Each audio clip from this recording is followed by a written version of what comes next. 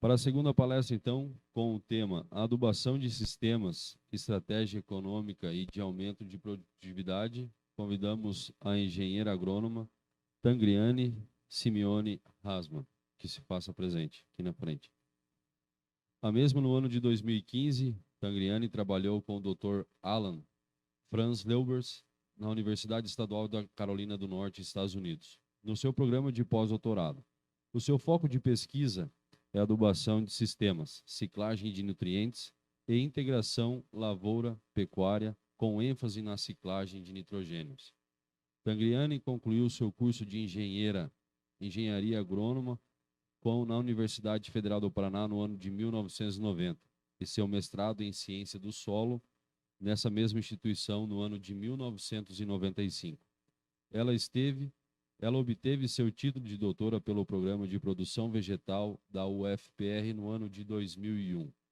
Parte do seu doutorado foi realizado no INRA, França, Instituto Nacional de Pesquisa Agropecuária. Tangriane iniciou sua carreira de professora no Departamento de Agronomia da Universidade Tecnológica Federal do Paraná, campus Pato Branco, no ano de 1994. No ano de 2019, ela foi promovida a professora titular desta mesma universidade.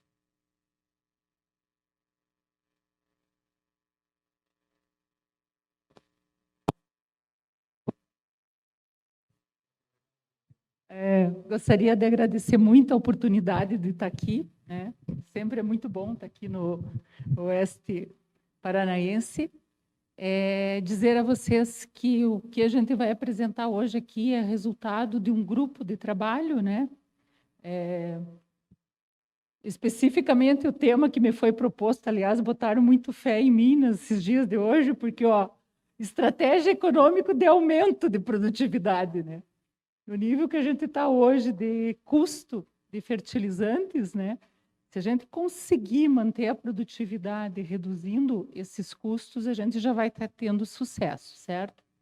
Então, esse grupo de pesquisa que a gente trabalha, um é adubação de sistemas, outro é o grupo Interação Solo-Planta-Animal, certo? E a gente tem conduzido as pesquisas, tanto instituições de pesquisa, né, como o IDR, que era o antigo IAPAR, lá de Pato Branco, especificamente, alguma coisa aqui em Santa Teresa, outras coisas em Ponta Grossa. Mas a gente conta muito com trabalhos desenvolvidos em propriedades rurais, né? São produtores que trabalham conosco, né? Que abrem suas casas, suas propriedades, para que a gente possa realizar as pesquisas. O que a gente fala e tem trabalhado há muito tempo é tal da adubação de sistemas. E o que é a adubação de sistemas, né, e como ela funciona? Ela tem um enfoque um pouco grande em relação à questão da produção animal também. A gente tenta puxar um pouco a produção animal, mas não necessariamente só é válido para a produção animal. Se vocês forem ver, em 2015, esses dados são meio antigos, mas a produção de soja, os adubos comercializados no Brasil, 42%, 43% foi para a produção de soja. E nós temos 35 milhões, 36 milhões de hectares de soja, certo? Desse adubo, apenas 1,57 foi para pastagem. Por que eu estou falando isso para vocês? Quantos hectares nós temos de pastagem no Brasil? Cultivadas e inativas. Quanto? 180 milhões. Tá? Então, alguma coisa está errada. Né? A partir daqui, alguma coisa está errada. E aí, o que acontece? Toda a filosofia de adubação nossa veio de clima temperado. Tem muita coisa boa, os princípios, claro, que a gente continua mantendo, mas o que acontece é que clima temperado vai ter um momento em que o sistema vai ser paralisado por neve. E, nesse momento, a microbiologia do solo paralisa tudo. Isso daqui não ocorre, o que a gente costuma ver aqui, que é a ciclagem de nutrientes. Se a gente for ver essa imagem, nós temos aqui desse lado, aqui está ruim a imagem aí na tela, mas desse lado está mais verde, era uma área em que foi pastejado e que foi aplicado nitrogênio. Aqui nós tínhamos exatamente a cerca, esse mais amarelo, houve pastejo sem aplicação de nitrogênio, sem aplicação de ureia. Então, só de olhar aqui, a gente sabe que tem nitrogênio ciclando. Já na sequência, havíamos feito a dessecação no dia anterior e já viemos plantando milho. tá? Então, para vocês terem uma ideia, aqui eu sei que ainda tem nitrogênio, que é diferente daqueles sistemas. Então, o que a gente busca com a adubação de sistemas é a ciclagem de nutriente. O nutriente que eu apliquei numa pastagem, ou que eu apliquei na cultura anterior, ou que uma planta de adubação de cobertura buscou lá embaixo, ela vai jogar para a cultura próxima. Ou seja, aproveitar o mesmo nitrogênio para produzir animais, que foi o caso aqui, e, na sequência, produzir milho. Assim, fazendo uma economia. Está sem contar o tempo aqui, meninos. Tá. Então, vejam aqui. Mas o que acontece? Existe algo muito forte, e principalmente agora que nós estamos com essa questão de custos de adubação caros, né? Os princípios de fertilidade do solo. Um dos princípios é a lei do mínimo. O que é essa lei do mínimo? Lei do mínimo, né? A gente sempre, vocês estão cansados de ver, não adianta eu aumentar o teor de fósforo se o que está faltando no meu solo é potássio. Então, eu vou deixar o potássio de lado. Estou com enxofre sobrando, vou me preocupar com o que está faltando, porque senão eu não vou aumentar minha produtividade se eu não aumentar essas laminazinhas de forma igual. Outra lei, é até estranho, né? Lei dos incrementos decrescentes. O que diz isso? Quando eu estou aplicando um adubo aqui, por exemplo, aqui é o exemplo de K2 aplicado. Eu apliquei 20 quilos, aumentou minha produtividade em 181, né? Quilos por hectare.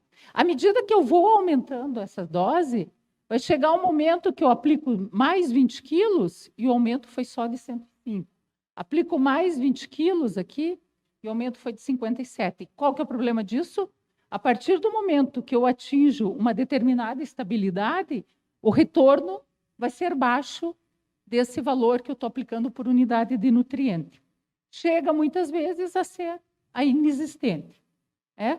Isso é determinado, basicamente, a análise de solo hoje, eu diria para vocês, ela é responsável, numa análise agronômica de produtividade, por 10%, 20%, porque o solo, todos os nossos sistemas, a produção brasileira melhorou muito em sustentabilidade. A produção brasileira melhorou muito em nossos sistemas. Não existe no mundo sistemas tão sustentáveis quanto o Brasil, principalmente por causa do plantio direto, né, que nós temos, obviamente, e tecnologias como integração lavoura-pecuária, que nos asseguram a rentabilidade dos nossos sistemas. Então, mas ela ainda, desculpem, isso aqui ainda serve para a gente, né? Então, se eu estou num solo, de novo eu peguei aqui o potássio, que é o mais comum de acontecer aqui, e eu enxergo que o meu solo, na minha análise de solo, de 0 a 20 centímetros, eu tenho 0,23 centimol de carga por decímetro cúbico, ou 90 miligramas, significa dizer que, a partir desse ponto, eu vou adicionar potássio e não vou ter resposta. E quanto que está a tonelada do potássio hoje, do cloreto de potássio? $1.200, dá para jogar fora? Não dá, certo? Então, basicamente, é o que a gente tem trabalhado, é ver aquele ponto e qual nutriente eu devo adicionar. Para eu ter maior eficiência do uso do meu fertilizante, eu tenho que fazer a construção do meu solo, a construção do meu sistema. Um solo saudável, um solo que tem vida biológica e que é bem estruturado, ele vai precisar de menos adubo. Ele vai produzir muito mais com menos adubo via os sistemas biológicos que a gente tem, né? Isso daqui é ali na fazenda Arataca, dos Lajinskis, aqui em Catanduva, né? O que a gente estava vendo, né? Justamente, o Anatoly aqui, a presença de coró, que são dos rola-bosta, né? Que estão aí porque havia um sistema de integração lavoura-pecuária. Antes, nessa área, foi, né, feito uma... A gente vê muito esses buracos, né, no solo, quando a gente começa a estudar um perfil de produção, a gente vê muito esse tipo de situação em que existem nichos para vida biológica dentro do nosso solo. Uma coisa que é bastante importante é a questão do papel das raízes nesse sistema e como que eu vou aproveitar melhor o nutriente que eu tenho lá. Aqui vocês estão vendo raiz de soja. Tá? A raiz da soja, ela não passa aqui, de 20 centímetros de profundidade. E ela explora na lateral também esses 20 centímetros. Ou seja, O que acontece com o nutriente caso ele tenha descido e tenha caído abaixo desses 20 centímetros, né? Se eu não tiver algo que capture, se eu não tiver algo que vá muito mais além, eu não vou conseguir aproveitar. O milho também, que a gente sempre, né, tem o milho como uma possibilidade, devido ao melhoramento que ele tem sofrido para a produção de grãos, ele acaba tendo uma redução na sua raiz, no seu sistema radicular, certo? E aí também eu tenho certas limitações. Se eu tenho somado a isso, por exemplo, camadas de impedimento físico, né? Existe um pé de arado, um pé de grade, eu sei que vocês não usam mais, mas mesmo assim, às vezes, mesmo subsolador abaixo daquela onde a haste chega, ele pode desconstruir os canais preferenciais que outras plantas vieram anteriormente construindo. Eu posso ter esse problema de entrada de raízes no solo, né? Para isso, a gente faz uso de plantas mais agressivas em determinados momentos do solo, que vocês também fazem, certamente, que são as plantas de coberturas. Notadamente, as forrageiras são uma das plantas mais agressivas que existem. A aveia, apesar de a gente classificar como planta de cobertura, a aveia é uma planta forrageira. A azevém, planta forrageira. A maioria das plantas de cobertura que a gente utiliza são plantas forrageiras. Aqui é o Elir, ali, né, pesquisador do IDR de Santa Teresa, aposentado agora, mas ele teve um trabalho bastante importante na desenvolvimento de raízes de plantas forrageiras, né? E aqui tem a IPR Suprema, que nos mostra, estava nos mostrando exatamente essa condição, né, de poder penetrar no solo. Uma coisa, só deixa eu avisar vocês, essa apresentação está aí disponível para vocês, né? Daí é só falar com a organização. Se vocês quiserem, podem ter acesso. Então, a profundidade que esse material vai é impressionante. Chega a 2 metros. Quando eu falei para vocês de que se escapou algum nutriente, isso daqui é reciclado. É puxado para cima com muito mais eficiência e bombeado. A camada que faz uma veia, né? Aqui você tem...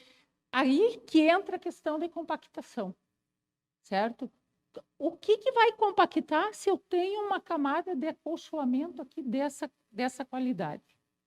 E a gente tem que lembrar que, a partir do momento que a parte superior da planta morre, essa raiz vai morrer. A planta que eu cultivo na sequência, se eu venho com uma soja e eu tenho esse material desenvolvido, ela não vai fazer outro buraquinho. Ela vai fazer o quê? Ela vai crescer sua raiz justamente no canal deixado por essa raiz que morreu, num canal deixado por um micro-organismo que morreu. Isso daqui é uma manta que a gente observa comumente em áreas que tem azevém, né? É uma manta que faz essa trançada aqui de tão rico que é o sistema radicular dessas plantas. Aqui, para não deixar o pessoal de clima tropical, né? Braquiária. A braquiária é impressionante. A braquiária desce 3 metros em 4 meses de desenvolvimento, certo? Extremamente importante para resgatar nutriente em solo arenoso, se houver alguma lixiviação, por exemplo, de potássio. Aqui o que eu estava mostrando para vocês, se eu tenho uma camada de impedimento, por exemplo, como um pé de arado, o que acontece? As raízes, você planta aqui uma soja, as radicelas, né, as raízes iniciais vão chegar e não vão desenvolver. Problema do quê? Uma seca é o primeiro que vai o pau, né? Já se eu tenho uma rede de bioporos formados por aquelas plantas que foram cultivadas anteriormente, a raizinha da semente ela vai usar esse poro. Por quê? Porque ele é mais rico nutricionalmente, exige menos energia da raiz para se desenvolver. Vou ver se eu mostro rapidamente. Aqui é o experimento lá do IAPAR de Pato Branco, em que só para mostrar para vocês a existência, né, constantemente, desde 86, essas áreas são aradas, essa parcela. Então, a 30 centímetros via o penetrômetro, a gente consegue perceber o pé de arado, certo? Agora, mais grave é um plantio direto sem cobertura, porque a minha camada de impedimento de maior resistência vem para cima, que é justamente onde passa o disco, onde passa o pé de pato, né? E aqui o plantio direto, quando eu faço o uso de uma cultura de cobertura, na aba e centeio, ó, eu reduzo as camadas de impedimento físico. Já é um começo, né? A gente tem outros tipos de impedimento. aqui com aveia e ervilhaca, por exemplo, certo? Que era para mostrar para vocês que não tem, mesmo com pressão de pastejos elevadas, né? Essa daqui com alta altura de pasto, era um animal só por hectare, praticamente. Aqui eu coloquei 6 animais por hectare, né? E a gente poderia esperar uma camada de compactação. Ah, o boi compacta. Não, se o solo está bem conduzido, ó, não tive problemas de compactação comparados, né, com situações diferenciadas. Até a máquina compacta mais. Mas tem outra camada de impedimento que a gente não se dá conta muitas vezes, que é pior, que é a camada de impedimento químico, certo? E como que a gente faz? Eu não sei, vocês são produtores, são agrônomos, algum produtor aqui, agrônomo? Qual que é o horizonte diagnóstico que vocês fazem normalmente a análise de solo? De 0 a 20? Costumam fazer estratificada? Baixar para 20 para 40? Em sistema de plantio direto? Tá? E aqui é uma coisa que a gente tem observado, o pessoal muitas vezes, vou fazer subsolador porque não está descendo a raiz, não está descendo a raiz, tenho que melhorar esse perfil, né? E a gente tem que melhorar o perfil. Mas vejam aqui, esse é o efeito do alumínio na planta de milho, que é uma das mais resistentes, porque se fosse a soja, coitadinha, estava pior. Isso aqui foi feito em tubo de ensaio, laboratório Biosolo aqui de Cidade de Leste, amanhã a gente vai estar com eles lá, mas olha aqui, ó, sem alumínio, a radícula num tubo de ensaio se desenvolveu até aqui, com 0,5 milimol, com 1 milimol e com 2 milimol. Qual que é o problema? O problema é justamente isso. Às vezes não é a camada de impedimento físico, uma camada de impedimento químico, seríssimo. Então, eu aconselho a vocês começarem a fazer a estratificação, porque o alumínio vai vir de baixo para cima, ele vai começar a aparecer de baixo para cima. E aí, às vezes, eu estou fazendo de 0 a 20, dilui o problema, e eu não enxergo que ele está surgindo, e ele pode estar surgindo de 10 a 20 também, se vocês puderem fazer de 0 a 10, 10 a 20, e aí já está na hora de eu colocar um calcário em superfície, certo? Também descer mais bases, né? A gente se preocupa, às vezes, muito com... essa daqui não vou nem... com lixiviação, e, na realidade, pelo que eu tenho visto, é uma concentração muito grande de nutrientes superior. E aí, usar gesso agrícola para esse efeito de descer base, descer cálcio, que já vem acompanhado com enxofre, com sulfato, mas desce, puxa magnésio e puxa potássio, tá? Então, nós precisamos fazer migrar esse... E a outra questão, né, é que com tudo que a gente possa fazer o menos agressivo possível, é eu ter disponibilidade para que a biologia, e aí eu estou falando também da mesofauna, né, minhoca, rola bosta, para que isso seja extremamente ativo no meu sistema, né, porque são esses animaizinhos aí que vão fazer a mistura da matéria orgânica que está em cima e vão levar no perfil, que é né? O rola-bosta, né? A gente acaba falando bastante dele. Por quê? Porque, além dele ser extremamente importante para fazer com que esse ponto, né, de mosca e vários outros contaminantes desapareça, ele faz um serviço tremendo de levar, né, as bolas de esterco para baixo no solo e cria um canal preferencial muito importante, e é um canalzão, né? Porque esse bichinho aí é grande, né? E enterra lá e leva, né? Então, é um animal, é um inseto extremamente importante para nós que lidamos com a integração lavoura-pecuária. Para vocês terem uma ideia, trabalho do professor Jamur, né? Lá do... Coitado, ele fez o doutorado dele com rola bosta, escolha dele, né? Mas ele pegou aqui numa área de integração lavoura-pecuária em Abelardo, isso daqui é uma área de integração lavoura-pecuária que nós trabalhamos 5 anos. Produtor rural Pacheco, lá em Abelardo Luz. Ele contou 76 mil espécimes, não é só contar, é lavar, classificar, limpar. Então, ele fez aqui o trabalho dele durante um ano, 76 mil rola bosta aqui na integração lavoura-pecuária, e vejam que na área de mata tinha menos, tinha 16 mil. Que é uma área de mata nas proximidades. Por quê? Porque o animalzinho vai lá atrás da bosta. Ele tá, então, à medida que vocês incluem outros elementos dentro do sistema de produção de vocês, que vocês aumentam a diversidade, vocês começam a trazer outros insetos. Essa parte eu vou passar aqui. Outros animais e outras diversidades, tá? Agora, o ponto central. Então, a primeira parte era para a gente conversar de que, quando eu vou falar com vocês dessa redução de uso de fertilizantes, eu estou falando num sistema que já está estabelecido, certo? É um sistema biologicamente rico, estruturalmente rico, né? Assim como a gente veio vindo lá de Pato Branco até aqui, em uma época... E dia de chuva é uma maravilha para a gente ver como que estão as áreas, né? Gente, é muita erosão. É muito escorrimento superficial nas áreas, tá? Então, nessas situações que a gente viu, esse tipo de situação aqui não funciona, né? Funciona mais ou menos, tá? Talvez até, vamos dizer, ele dá um ajuste, melhora um pouco. Mas, assim, se você tem uma área aí que está estabelecida, e a maioria das áreas aqui, pelo menos em potássio, no oeste e no sudoeste do Paraná, estão extremamente estabelecidas, né? Eu diria que 80% dos solos dessas regiões, eles podem ser cultivados durante 2 anos sem aplicação de potássio, certo? E aí a gente pode pegar as análises de solo tranquilamente. Esse é o momento para a gente começar a fazer esse tipo de ação, né? Então, aqui nós estamos nadando de braçada. A gente teve no Piauí 2 semanas atrás, lá eles têm que abrir área ainda, e lá não tem jeito de reduzir, certo? Mas nós aqui, nós temos sim como fazer redução de uso de fertilizante, o quanto antes, né? Então, vamos lá. Mas como reduzir, tá?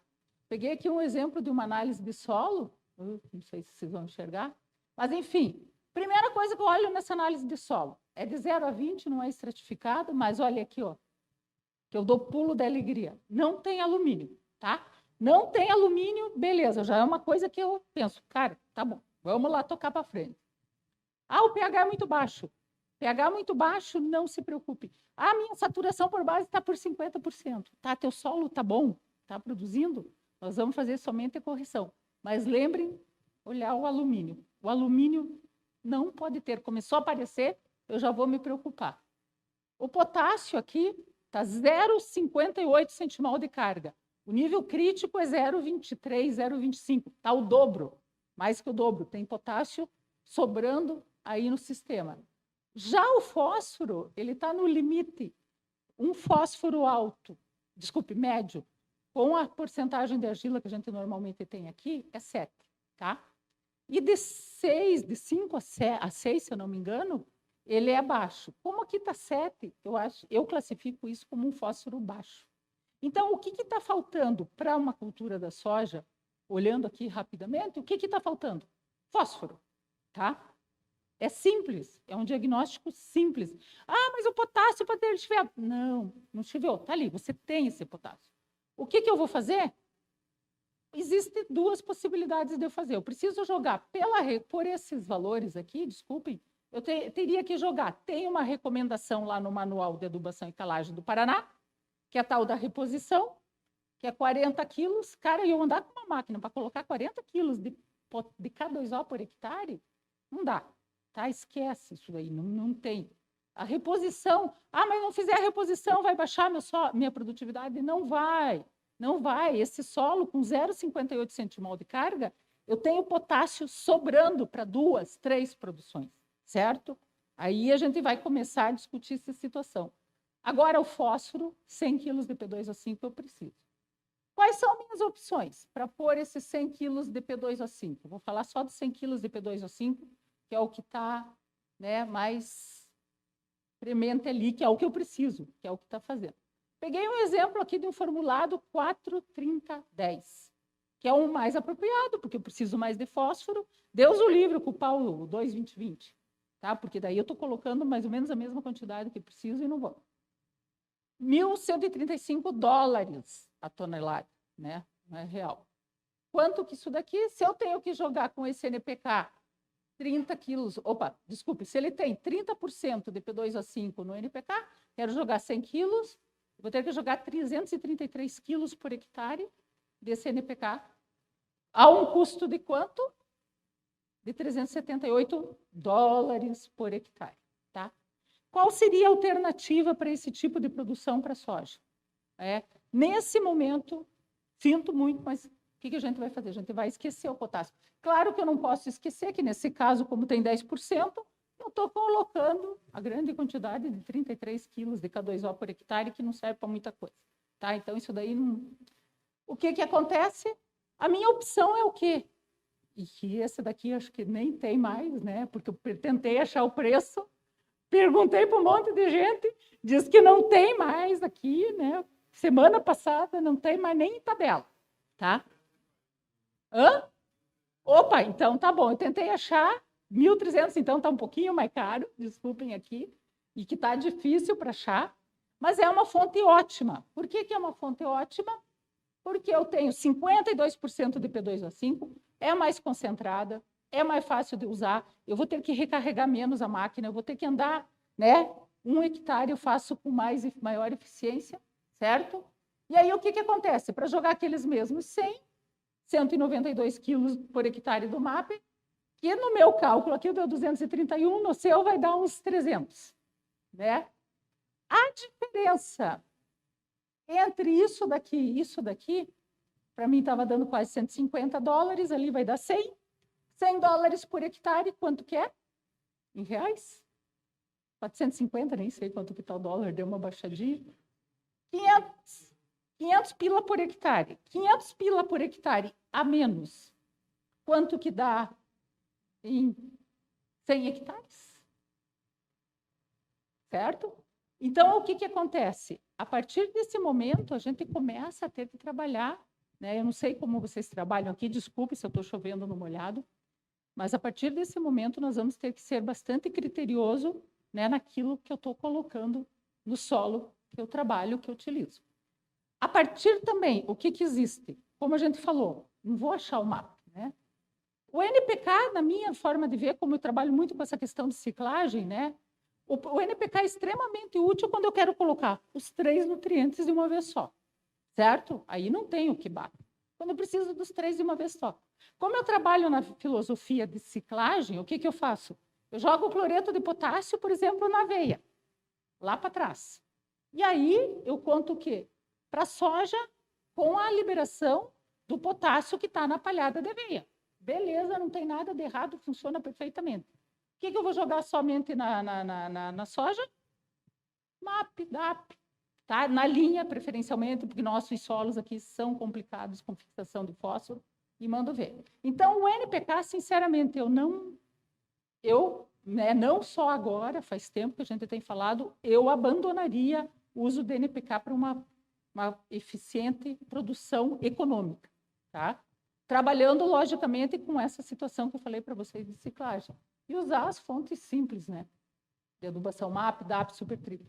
A ureia é uma baita fonte, tá? A ureia, não tenham dúvida. Depois, se der tempo, eu vou mostrar para vocês resultados de redução de perdas. Mas agora, talvez a gente não encontre esses materiais. O que eu vou ter que começar a trabalhar? Com materiais alternativos. Esterco, né? Vocês têm uma grande produção de animais aqui. Não sei se vocês conseguem puxar, não sei se a logística permite, mas, enfim, temos que começar a pensar nisso. Fontes de fósforo, né? Fosfatos naturais, só que um parênteses, fosfatos naturais prefiram os reativos que são de fontes sedimentares, né? Não é porque é de fora, mas GAFS, Arade, esse Baiova do Peru, né? Ao invés dos nossos, os nossos têm uma reatividade mais baixa. Termofosfato, baita reatividade, ótimo produto também, né? Ele consegue suprir. Os potássios, né? Tem muita coisa boa, tem coisa ruim, como você falou, tem empresa séria colocando produtos de potássio, a rochagem, que agora está sendo falada, né? E que vocês fazem rochagem direto quando aplicam calcário, mas existem empresas sérias e não tão sérias, né? Aí a gente tem, né, coisa desse tipo. Ah, você não tem som, né? Não tem problema. Mas, enfim, a gente tem coisa aí que a gente ouve que dá vontade de chorar, né? Que dá vontade, assim, de você falar, cara, não é possível. Mas, enfim, 20 minutos, vamos lá. A ciclagem de nutriente, né? Esse é o experimento lá também que está há quase 36, 37 anos lá no IAPAR de Pato Branco, IDR de Pato Branco. Foi instalado pelo Calegari. Se vocês forem ver aqui, ó, essa é a liberação de nitrogênio com várias culturas de cobertura para a cultura que vem na sequência. Obviamente, as leguminosas, a ervilhaca aqui, ela libera uma quantidade de quase 90 quilos de nitrogênio por hectare, 200 quilos de ureia. Mas o que é importante? O importante é o momento que ela está liberando. Eu preciso para o milho uma liberação precoce, eu não posso esperar muito. Então, é por isso que quando estou cultivando, por exemplo, o nabo aqui, ele não liberou tanto. O padrão dele é liberar mais, mas como é um experimento, foi feito o manejo no mesmo momento, o nabo já estava com as sílicas, né? Então, ele já passou do ponto que nós deveríamos ter feito o manejo. Liberação de fósforo, as que liberam mais foi a aveia e a ervilhaca. A aveia porque teve uma produção imensa, né? Então ela começou a acumular bem. E o potássio. Agora eu quero chamar atenção para vocês. Quantos quilos eu tenho por hectare liberado pela cobertura? Por exemplo, com uma aveia, há 20 dias depois que eu fiz o manejo, colofaca, vocês viram aqui quanto que é? 150 quilos de potássio, que dá 180 quilos de K2O, que vai dar quantos quilos de KCl? Então, isso daqui é real. Isso daqui ocorre, a gente já fez vários estudos, a gente está sempre repetindo, tá? Por isso que eu falo para vocês, na nossa região, na minha região, na região de vocês aqui de solos argilosos, nós temos que nos preocupar na soja com o fósforo. Se preocupem com o fósforo, porque além de vocês terem uma reserva tremenda de potássio no solo, vocês que fazem um manejo de produção, um manejo que ele é bem mais adequado quanto à questão de ciclagem de nutriente, fazem rotação de cobertura, vocês estão colocando nutriente, estão buscando nutriente lá debaixo do solo. Entenderam? Vocês estão puxando, vocês estão reciclando nutrientes que estariam perdidos num nível, se eu não estivesse colocando raízes que descessem em maior profundidade. Então, esse ponto da ciclagem também é bastante importante. Só para mostrar para vocês o balanço de potássio numa produção de soja, tá? Então, vamos lá. Eu peguei aqui a extração de 4 toneladas de soja, pena que ficou pequeno, mas aqui dá uns 73 quilos de potássio, tá bem? O melhor de K2O nessa extração, então foi embora 73. E aí, para exagerar, eu peguei um solo bem ruim em potássio. Peguei um solo lá do Mato Grosso, que vocês vejam, vocês têm de 0 a 20, normalmente 0,3, 0,4, 0,5 centimol. Esse aqui, o coitadinho, tem 0,07 centimol. Quer dizer, uma desgraça do potássio. Não tem potássio nesse solo. Mesmo assim, aqui é o teor de fósforo, em compensação, os fósforos são maiores, né? A análise do solo está ali. Por quê? Porque não tem óxido hidróxido de alumínio para fixar. Isso daqui me dá uma reserva no solo de 57 quilos por hectare. Tinha falado para vocês que foi exportado 73. Se eu tenho 57 de 0 a 20, estou morta. Porque daí eu estou em débito nesse balanço, certo? Aqui só do milho eu queria mostrar para vocês, aqui vocês não estão enxergando, mas no nosso caso, com 0,4 centimol de carga de 0 a 20, a minha reserva de potássio passa a ser de 300 quilos de potássio, certo? Então, eu posso exportar o quanto eu quiser de potássio pela cultura aqui. Mas, enfim, lembre-se que eu tenho 57, mandei 73. Quem que faz todo o processo aqui, ó, né? Quem que faz todo o processo é essa planta que está na entrelinha da soja. Como é um clima temperado, que planta que é essa, desculpe, tropical, que planta que é essa aqui que nós temos na entrelinha? Braquiária, tá? A braquiária é a grande sacada do pessoal lá dos clima tropical. Claro que está virando um braquiarial, temos que achar alternativas, porque toda monocultura é ruim, mesmo de cultura de cobertura. E aí o que acontece, né? Essa braquiária tem uma reserva de aproximadamente 100 quilos de potássio K2O na sua palhada, que vai ser obrigatoriamente, né? E ela resgatou ali debaixo, se houvesse lixiviação, esse material vai ser obrigatoriamente ciclado. Eu só quis mostrar para vocês, olhem aqui, essa daqui é a quantidade que eu tinha sobre o solo por hectare, considerando a palhada de braquiária. Então, nessa braquiária, eu tinha 88 quilos de N por hectare no começo. Fiz o manejo, fui lá e medi o conteúdo. 55 quilos de fósforo por hectare na braquiária. Ela conseguiu puxar muito fósforo para a sua palhada. E 107 quilos de potássio. Agora vejam como é interessante quando eu comparo com as aveias nossas, né?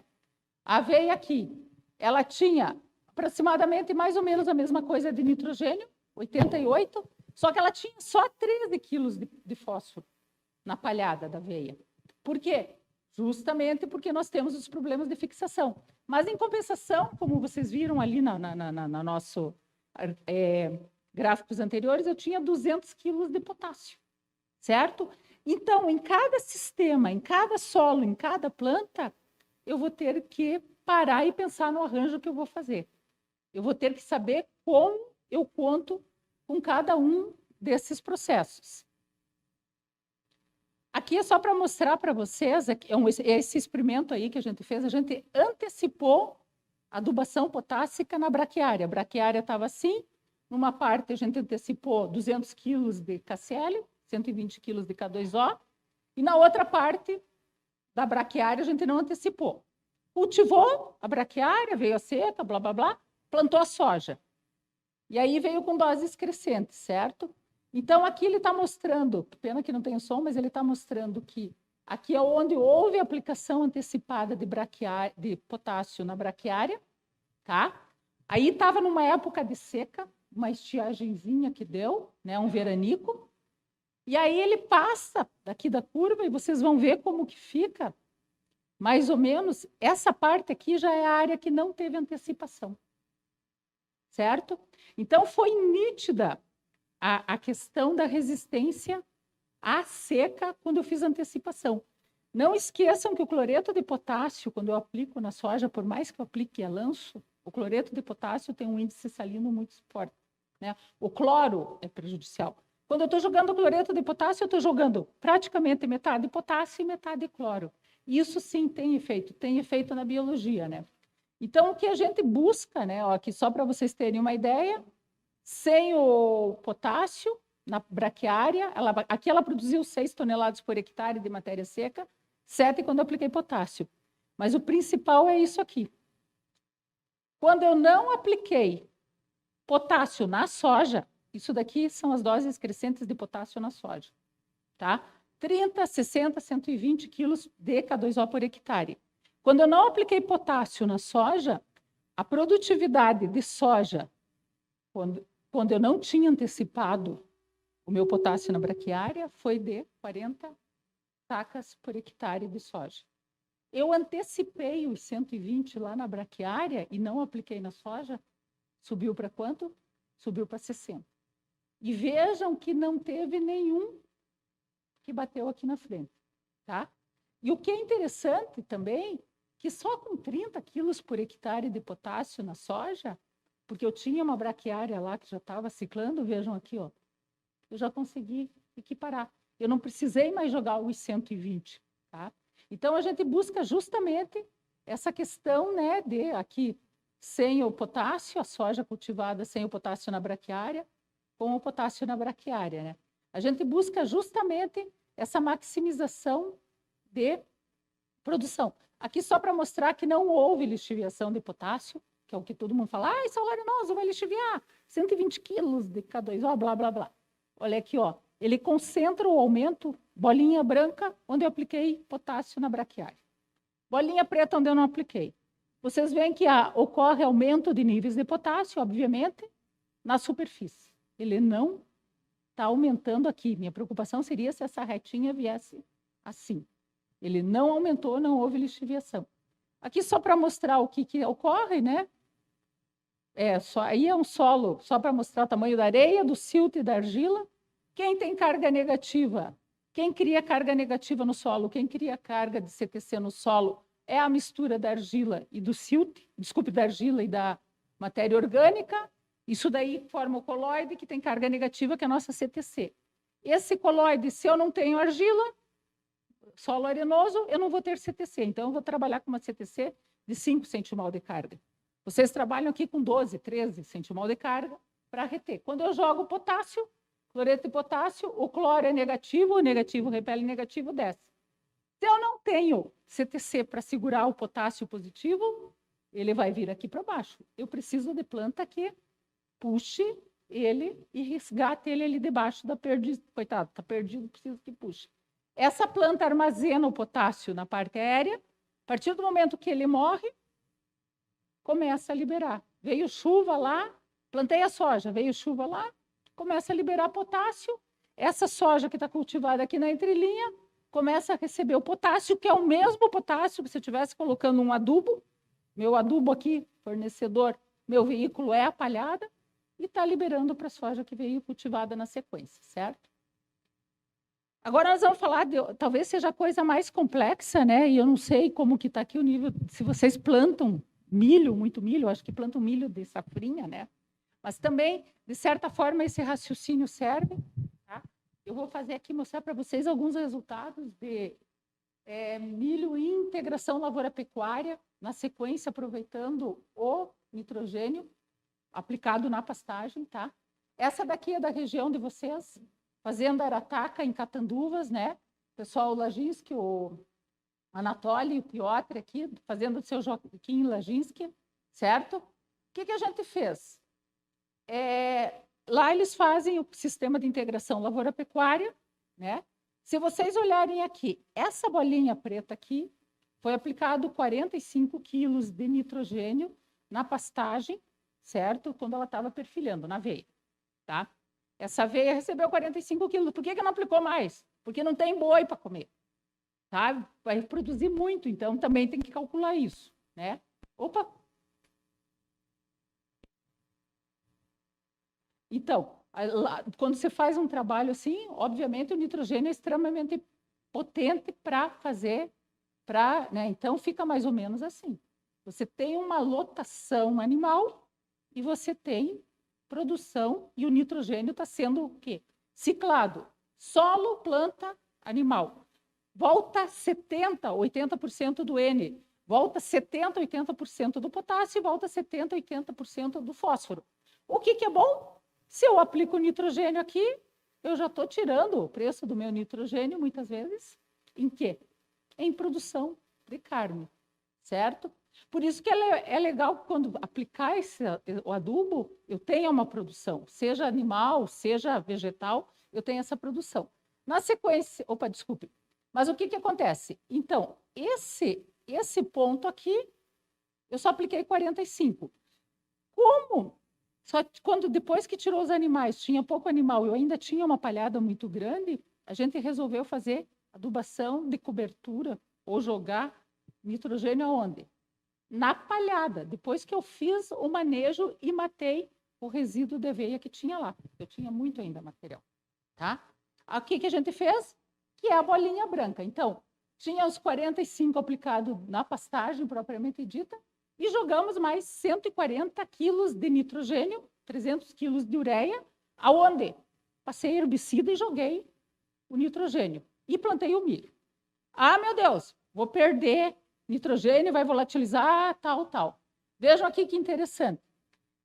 Só com 45 quilos, e aqui foram as doses crescentes de nitrogênio aplicado no estágio V4, V5 do milho, nosso padrão normal.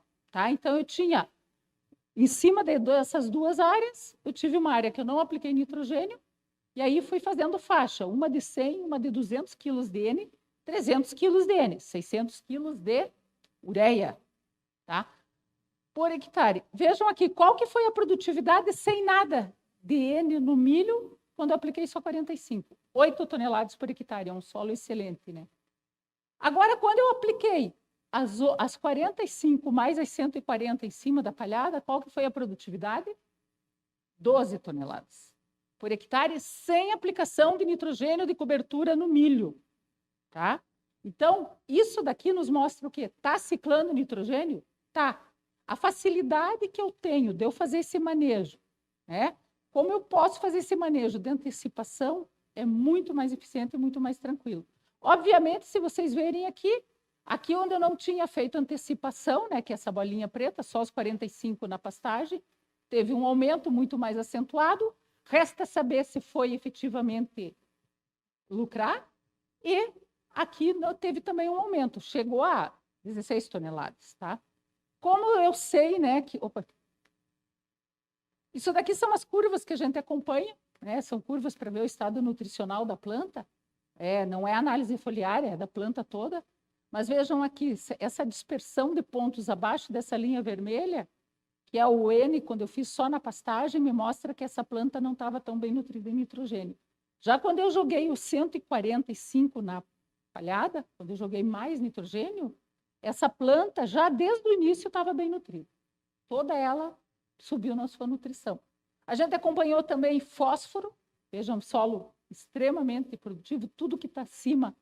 A planta, eu não estou falando da análise de solo, estou fazendo análise da planta, está extremamente nutrida. E o potássio, via de regra, é isso.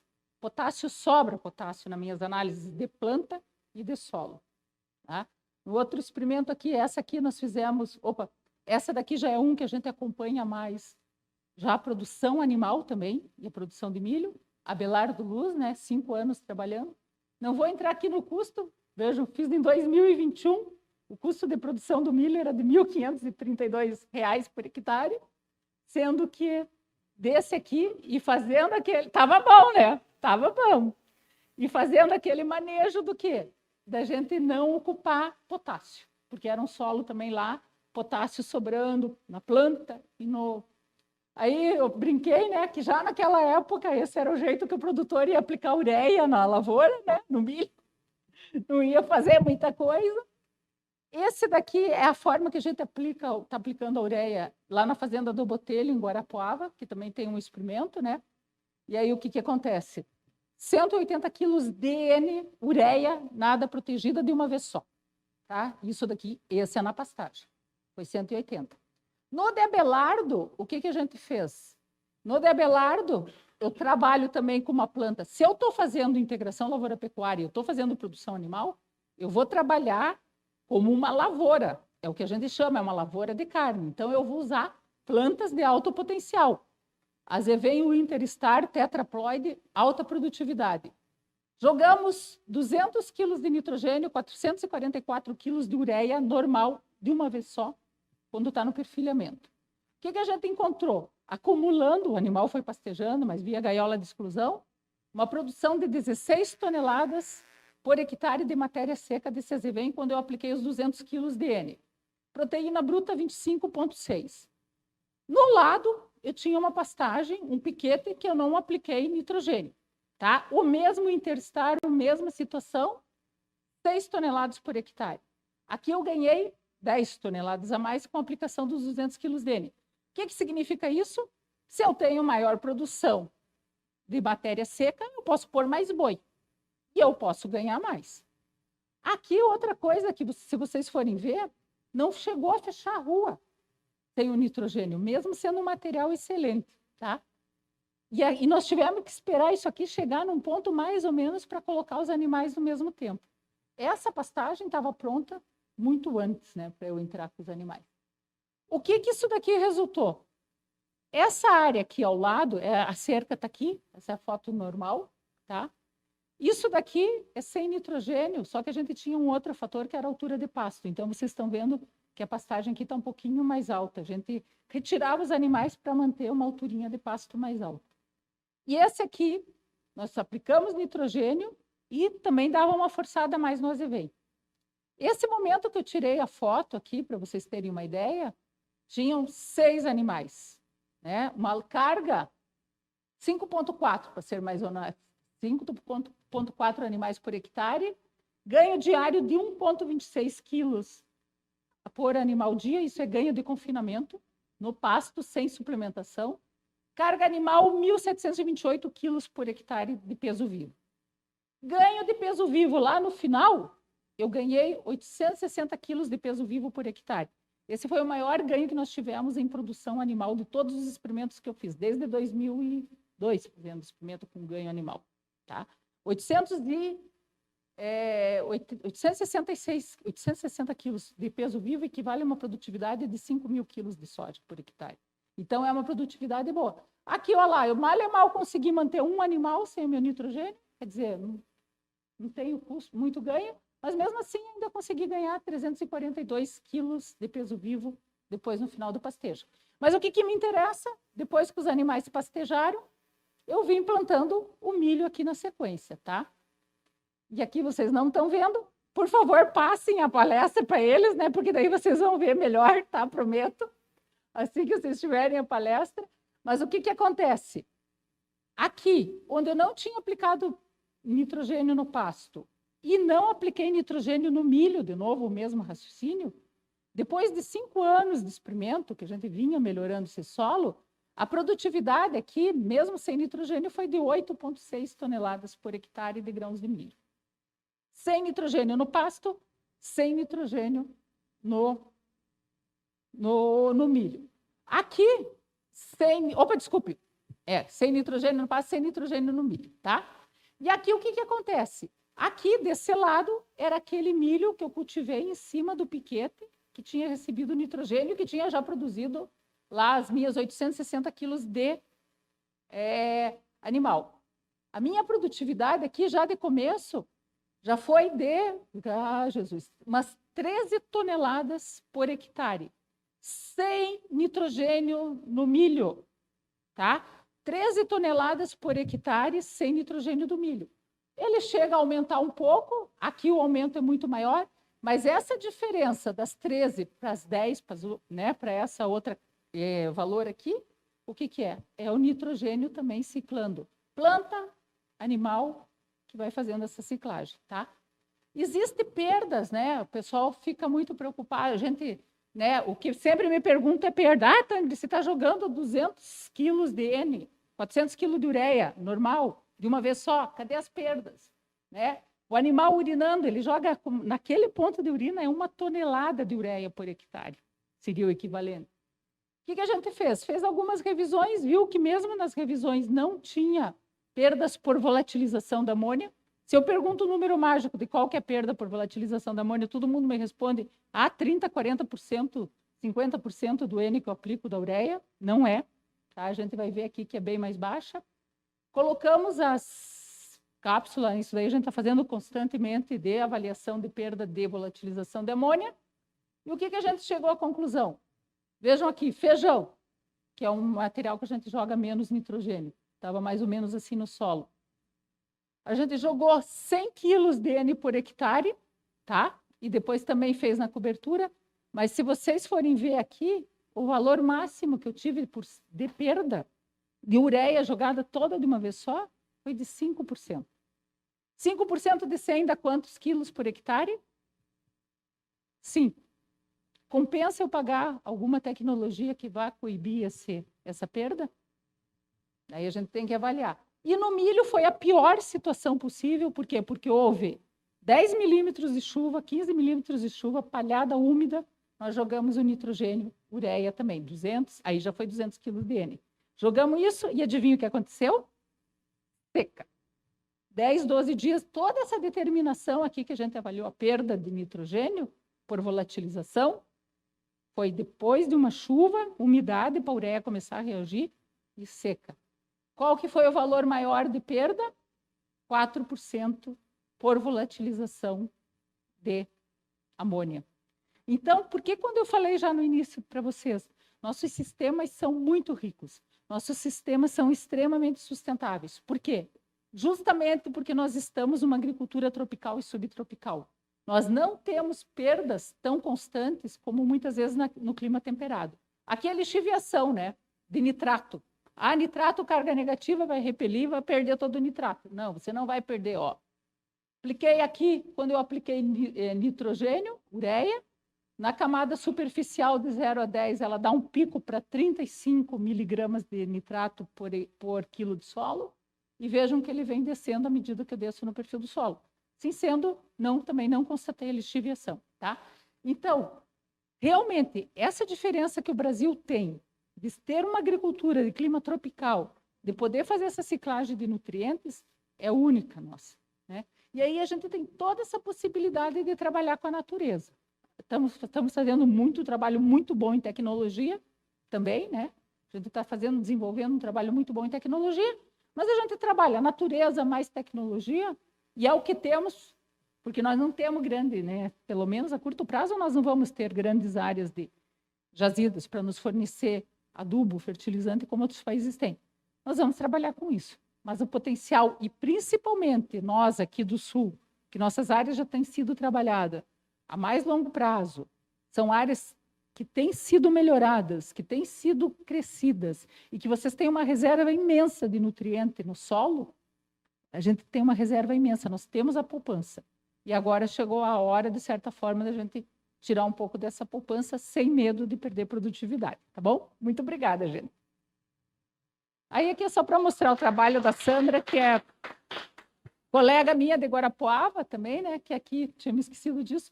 Ela mostra comparativo de fontes, e também lá em Guarapuava, e não viu grande diferença nos valores entre o uso de fontes de ureia protegida ou não, tá? Obrigadão. Estou à disposição em qualquer situação, né? Tem todo... Se vocês pegarem a palestra, tem lá os canais, tem e-mail, tem YouTube, tem Instagram, adubação do sistema, só vocês entrarem lá, tá bem? Obrigada, viu?